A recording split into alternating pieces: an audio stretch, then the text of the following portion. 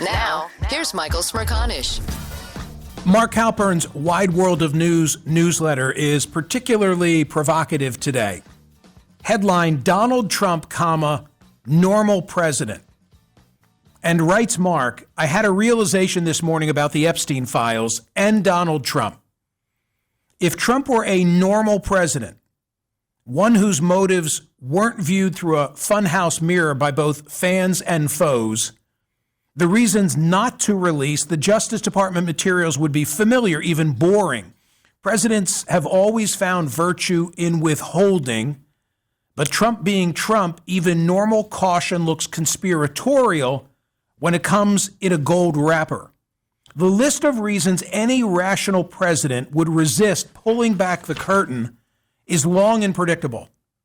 And then Mark identifies some of those reasons. The impropriety of flinging FBI 302's national security and law enforcement documents and grand jury material into the public maw.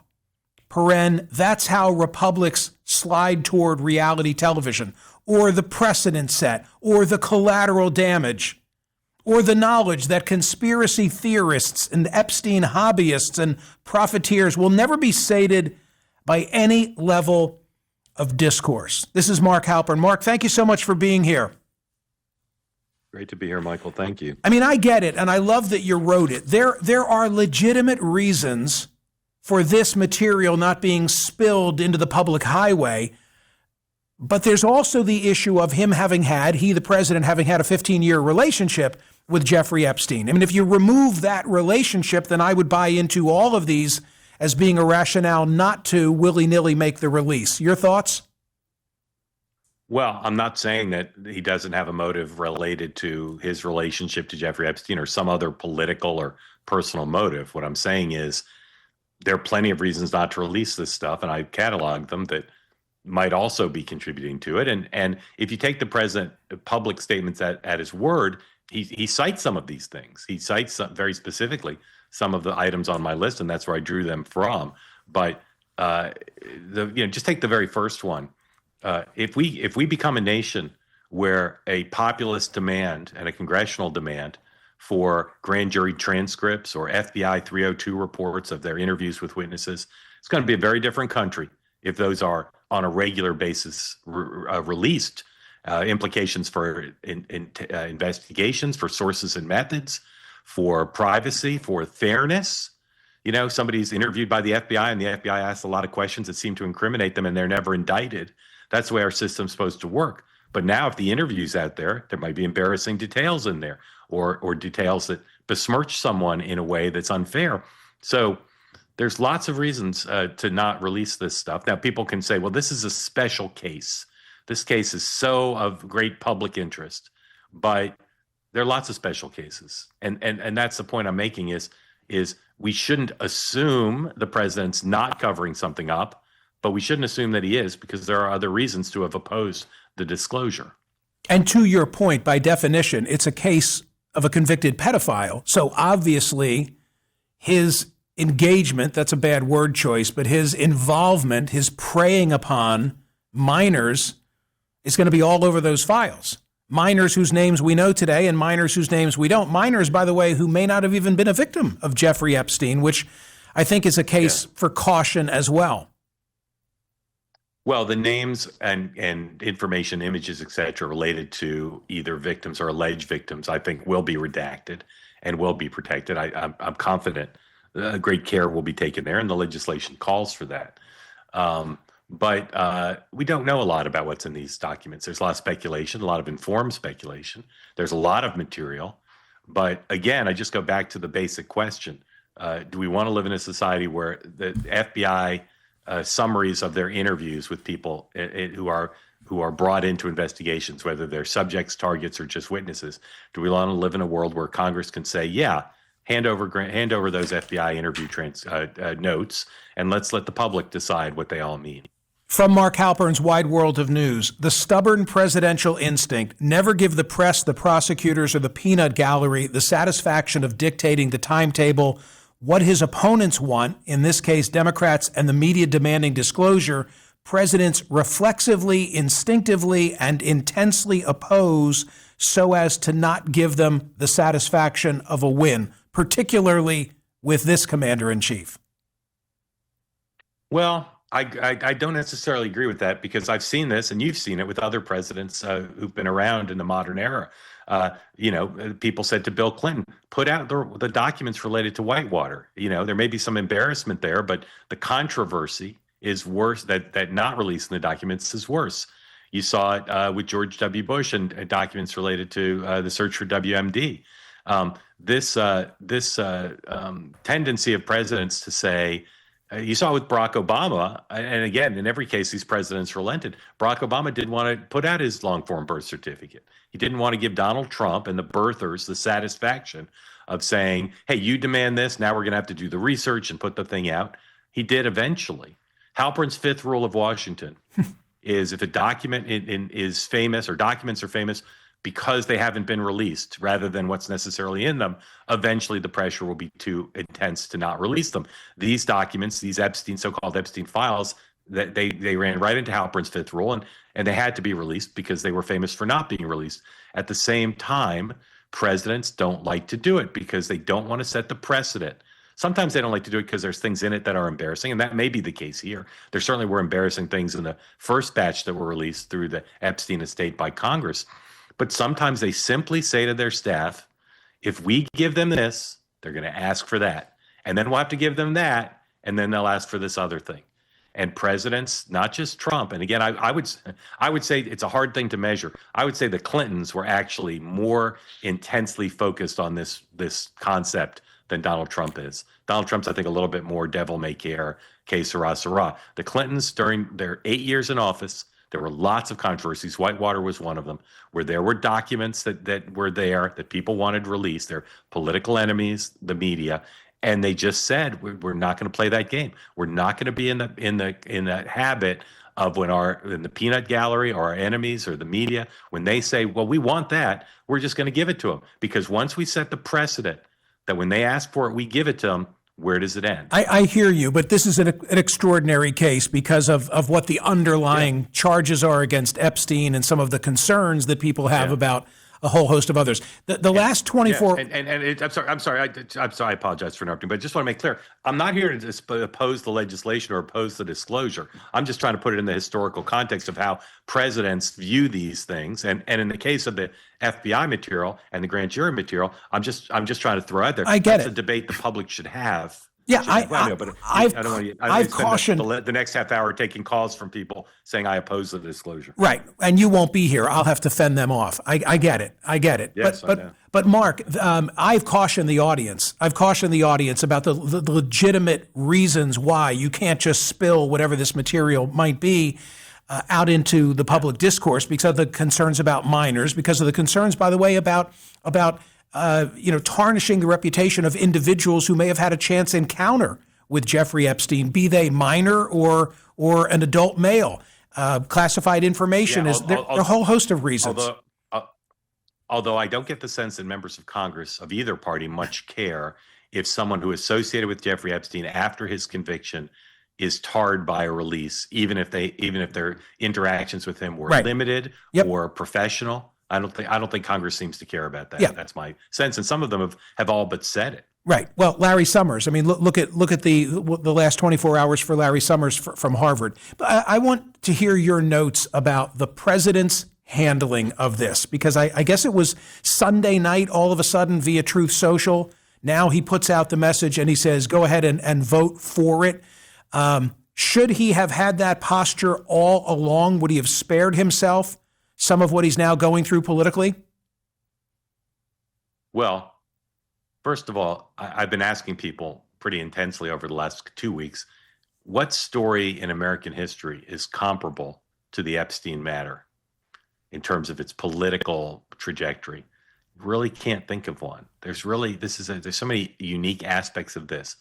And then in the last 5 days, I've asked the question, what's an example of a president vociferously opposing a piece of legislation to the point where they're whipping against it? They're having key members of Congress to the Situation room, and twisting their arms in the Situation Room.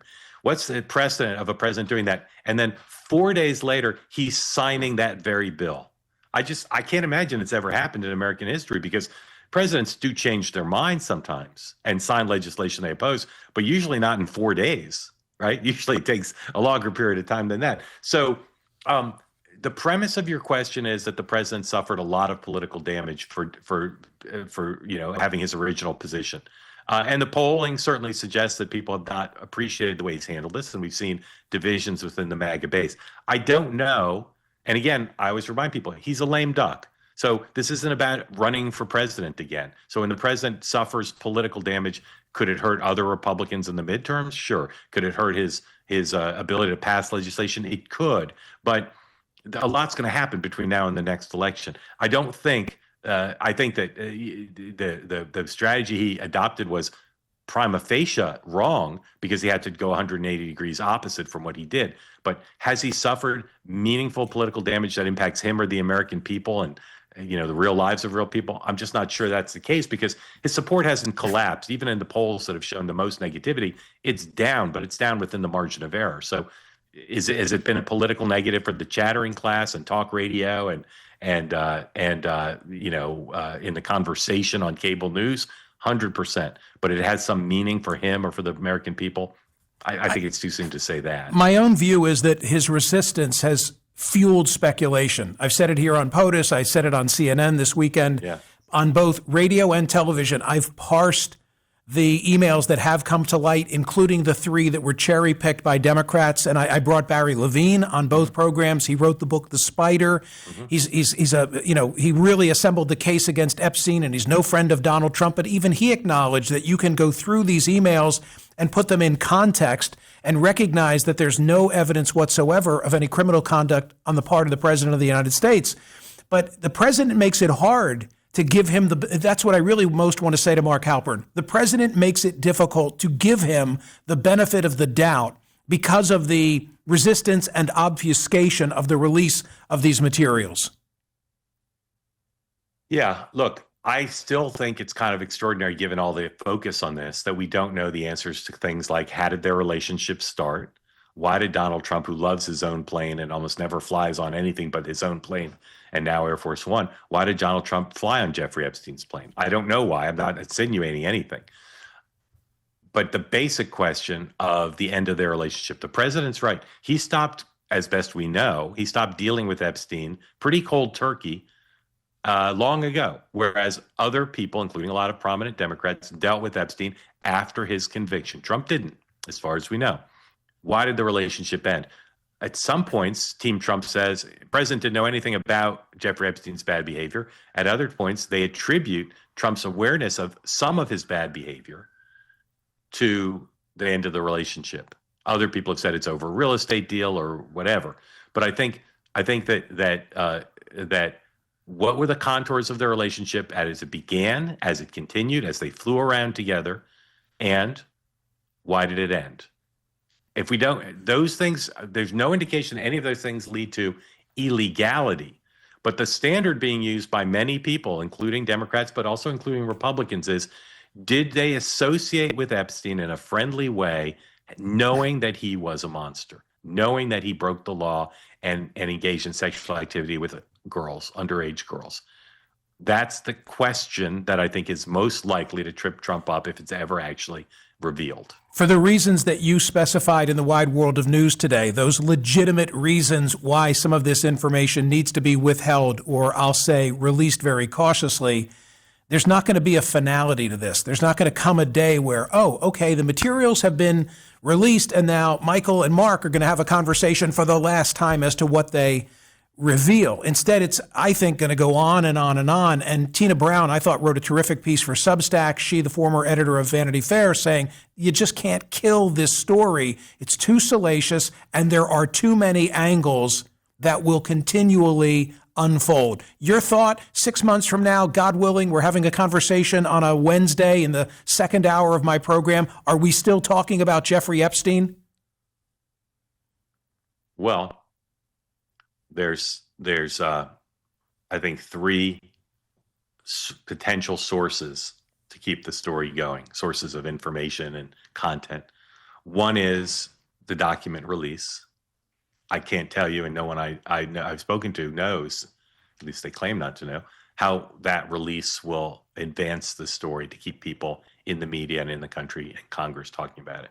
Number two is, there's in theory a very talented lawyer, or prosecutor, the Southern District of New York, U.S. Attorney, looking at Bill Clinton and Larry Summers and other Democrats.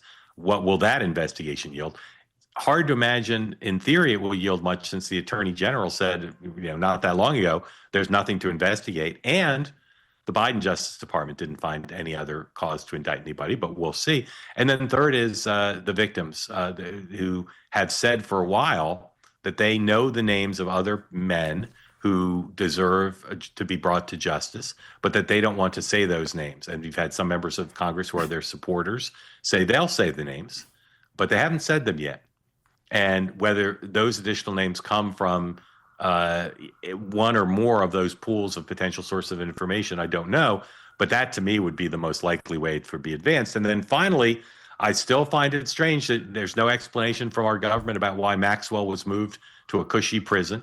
And I still find it strange that the president continues to not rule out pardoning her or commuting her sentence. And if that happens, the story will still be alive for a good long while, because it's hard to imagine a justification for giving her leniency. I'm putting you down as a no vote on today's poll question, which asks specifically, has the Epstein saga permanently ruptured President Trump's hold on MAGA? Am I right to put your vote in the no category?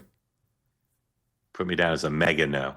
MAGA no. MAGA no. Okay. Mega. Yeah, you don't see any. I mean, Mark, in all the time we've talked about President Trump, we've never been here in the aftermath of every Republican save one from Louisiana, by the way, going in a direction. I don't care what he said in Truth Social. He wishes that vote had the opposite conclusion.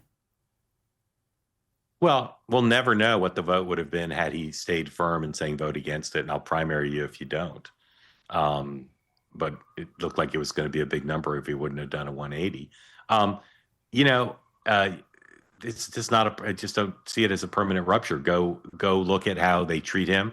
Go look at his support amongst Republicans in polling. Go look at his capacity to raise money and to threaten and execute primary challenges. So I just think, remember the shoot someone on Fifth Avenue rule. He didn't shoot someone on Fifth Avenue, and even that, he says would not change things. So I think, I'm always open to changing my mind, but where we are right now, no. I'm in the same category. I'm playing devil's advocate with you. I'm in the same category of thinking no, but I'm open to the prospect, just because this is so different. One last thing, if I may. I was sitting here in the morning yesterday pitching a poll question which was asking whether a majority of House Republicans were going to go for it. And then immediately, of course, Johnson comes out. He's going to vote for it, even though he's against it. Reminded me of John Kerry. It flies through the House and then gets through the Senate all in one day. I never anticipated the speed with which this was going to move. That just tells me that we're in different waters than normal. Well, and Johnson, after he was against it, then he was for it, and then he's kind of against it again, because I don't know if he was given any assurances, but he seemed to think the Senate was going to change the bill, right, to add some provisions that he thought were important. So Johnson's been not just for it before he was against it before he was for it, but then against it after he was for it. Yeah, trashed it and thought that Thune was going to do his handiwork for him. Well, thank you for being here. The Wide World of News, in particular today, is really great and provocative, and I appreciate it. And we appreciate when you're here every Wednesday in the second hour. Thank you, Michael. Great to see you. That's Mark Halperin, and you have the opportunity now to respond to the things that you heard him say. I'm at the usual numbers, 855-486-1770.